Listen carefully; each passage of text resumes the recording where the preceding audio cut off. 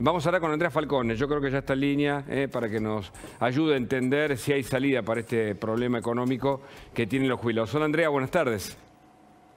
¿Qué tal, Hugo? Agus, estoy con bronquitis, así que lo voy a dar todo como cada domingo. Bueno, gracias doblemente entonces por este contacto con nosotros. Lamentablemente, bueno, es para malas noticias, pero bueno, recién lo adelantaba Hugo, ¿no? Argentina penúltimo, si no me equivoco, corregime vos, en el ranking que tiene que ver con las pensiones. Bueno, sí, venimos saliendo casi últimos o anteúltimos prácticamente desde que empezó este ranking que hace esta consultora Mercer. Me parece que igual son datos significativos, porque más allá de las apreciaciones que podamos hacer de cada uno de los sistemas que están vigentes en los 43 países que analizan, nosotros ya sabemos que la sustentabilidad del sistema está comprometida. La Oficina del Presupuesto del Congreso, en el último informe que hizo, ya nos marcaba que había un déficit del 51%. No hay ningún sistema en el mundo, de ninguna índole, ninguna empresa, nada que funcione con un déficit del 51%. Claro. Ahora, yo lo que veo ahora en Argentina, que sobre todo en vísperas de un año electoral, es cuáles van a ser las propuestas relacionadas no solo en particular con los adultos mayores, con los jubilados de hoy, sino con las reformas necesarias del sistema para poder entrar realmente en una adecuación que haga que el sistema sea sustentable a largo plazo. De ese tema parece que nadie quiere hablar. Claro. Exacto, eso es complicado. ¿Vos pensás que hace falta una reforma previsional o algo a nivel estructural? Porque ya se está hablando del 2023, el análisis hoy periodístico es, este gobierno tiene, bueno, el tiempo de descuento y se discute si en el 2023 hay que hacer una política de shock o de nuevo el gradualismo. Y dentro de esa política, por supuesto, se discute lo previsional. ¿Qué ves? Mira, yo acabo de llegar del Congreso en Bariloche, que se hizo sobre seguridad social, el congreso más importante que hay en el año en esta materia, y se hablaba del retorno de las AFJP. Mira. Creo que cada vez que alguien habla de reforma, y esto lo dijo Macri hace unos días, ¿no? La reforma previsional va a estar dentro de los primeros 90 días. Cada vez que sale la reforma, viene el cuco en Argentina de las AFJP, pero en realidad porque en Argentina funcionaron como una estafa, como casi todas las cosas que se hacen, ¿no? Ahora, que es necesaria una reforma importante, significativa, en la cual veamos cómo va a ser sustentable, en la cual entendamos que el mundo ya ve que la jubilación no va a ser suficiente para evitar, por lo menos para financiar el retiro. Sí para evitar la pobreza, pero no para financiar el retiro. Claro. Entonces, hoy los jubilados lo que les está pasando es que a los que cobran la mínima no les alcanza para nada, no llegan ni ¿La al día mínima 10 cuánto del mes. es? 50 y pico, ¿no? En realidad la mínima son 43.000 pesos y a esto se le suma el bono de 7.000 pesos que cobran en diferentes, digamos, gradientes los jubilados más vulnerables. 50.000 pesos, que si lo dividís por 30 son nada, no alcanza ni para comer un plato de comida a diario. Tal cual. No, te digo, en general, primero es un tercio de la canasta básica, ¿no? Por eso hoy Massa estuvo hablando de un anuncio para jubilados que va a pagar la ANSES, de un aporte que va a ser destinado a alimentos. Ahora, más allá de eso, si vos seguís subiendo en las escalas, ves muchos desajustes. Por ejemplo, vemos que las jubilaciones se daban de alta hace 25 años con un 30% más de haber que hoy. Entonces ya ves que los haberes de por sí son más bajos, más allá de lo que se licúan con una inflación galopante del 100%, que afecta a todas las escalas de haberes. Claro. Porque a veces hablamos de lo de la mínima, ¿no? Y los que cobran más, no te digo millonarios, los que ganan 80, 90, 100, dicen, ¿y nosotros? Porque ellos tampoco están llegando a la canasta básica. Claro. Es más, tienen un alto gasto muchos de ellos de la prepaga, de la cual no se quieren despegar por obvias razones. Claro. Ahora, vos recién hablabas de una potencial reforma, ¿no? ¿Cuáles son, en tu opinión, los principales puntos que debería tener, al menos los centrales? Mira, yo estoy trabajando en algunas propuestas de reforma. Te diría que esta reforma tiene que abordarse de forma interdisciplinaria. No tiene que ser una norma que solamente salga del Congreso. Claro. Tienen que participar también los jueces a nivel nacional que han estado interviniendo en las causas de seguridad social.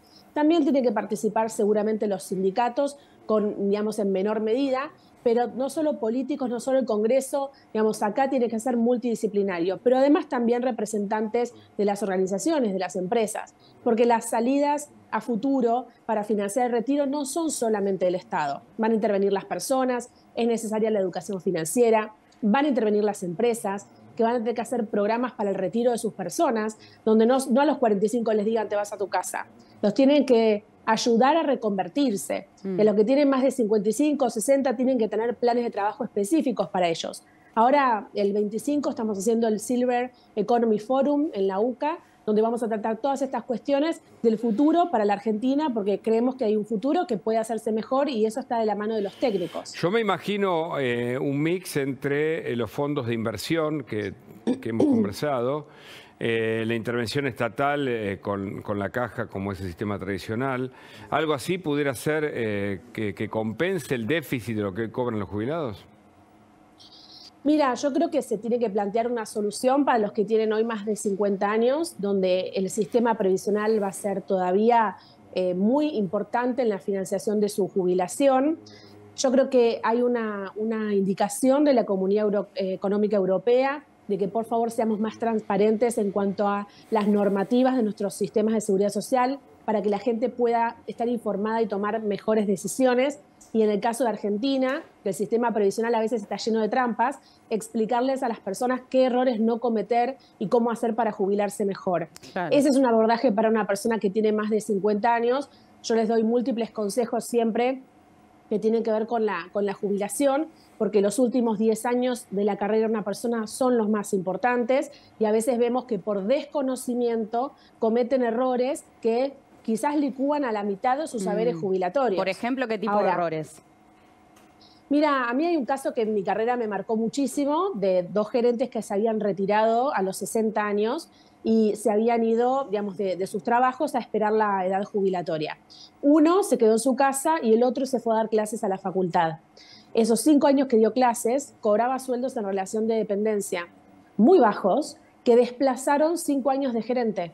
Con lo cual, cuando fue el momento de jubilarse, se jubiló con la mitad que el otro gerente que se había ido al mismo tiempo. Esto fue por desconocimiento. Ahora vos me dirás, ¿se puede solucionar? No.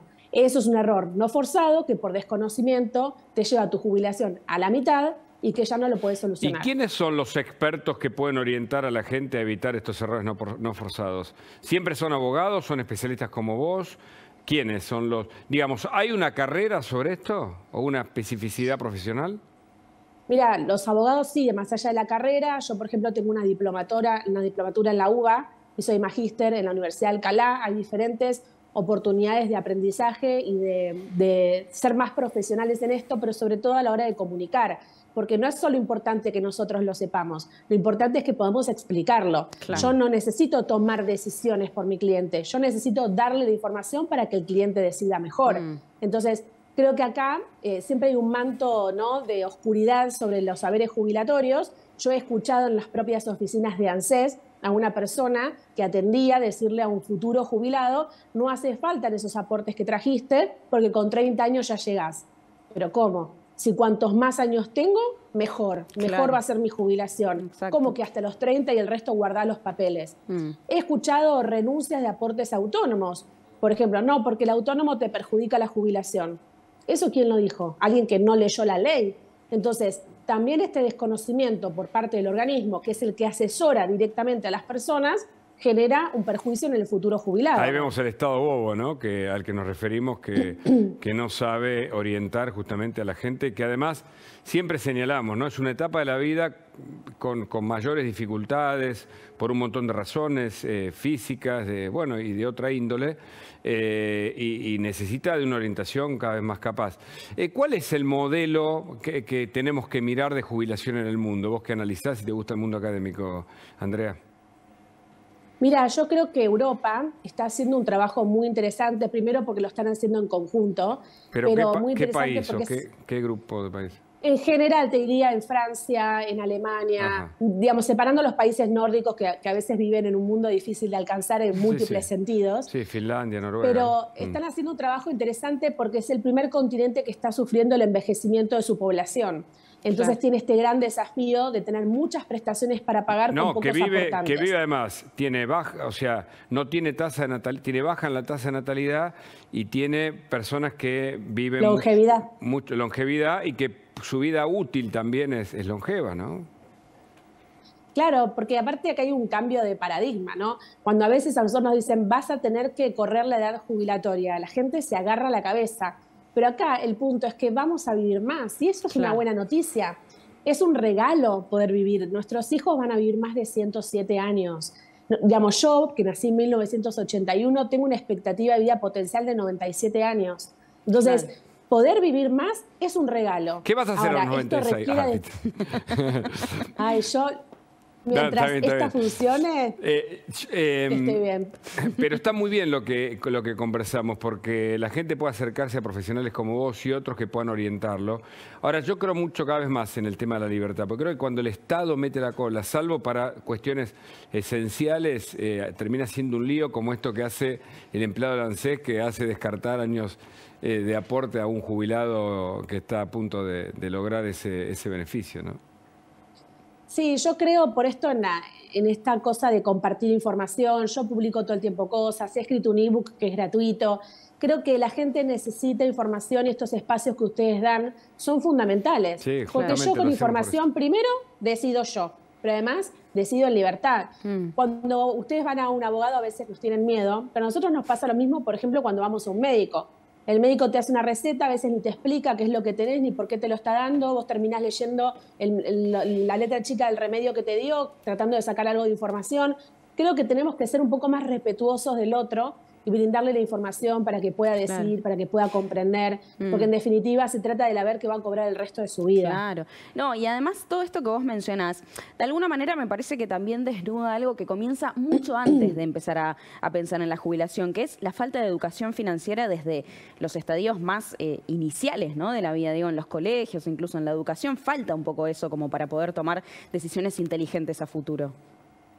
Mira, cuando yo doy charlas, que un día se los voy a hacer a ustedes, yo suelo hacer un ejercicio envejeciendo la foto de las personas, ¿no? Y esto viene de una universidad, donde a la mitad de la gente que estaba atendiendo a esa encuesta se les mostró su foto envejecida y a la otra mitad no.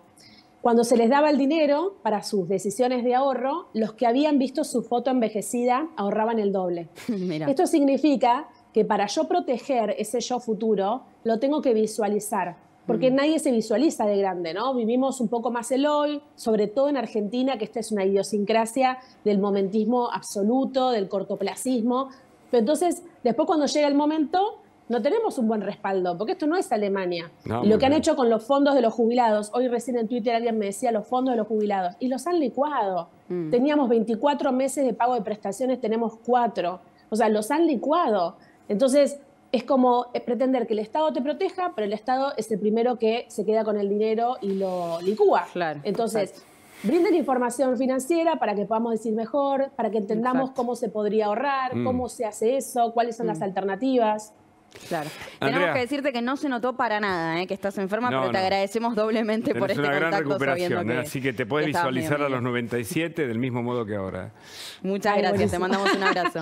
Gracias. Hasta luego. Bueno, un beso para ella también, por supuesto.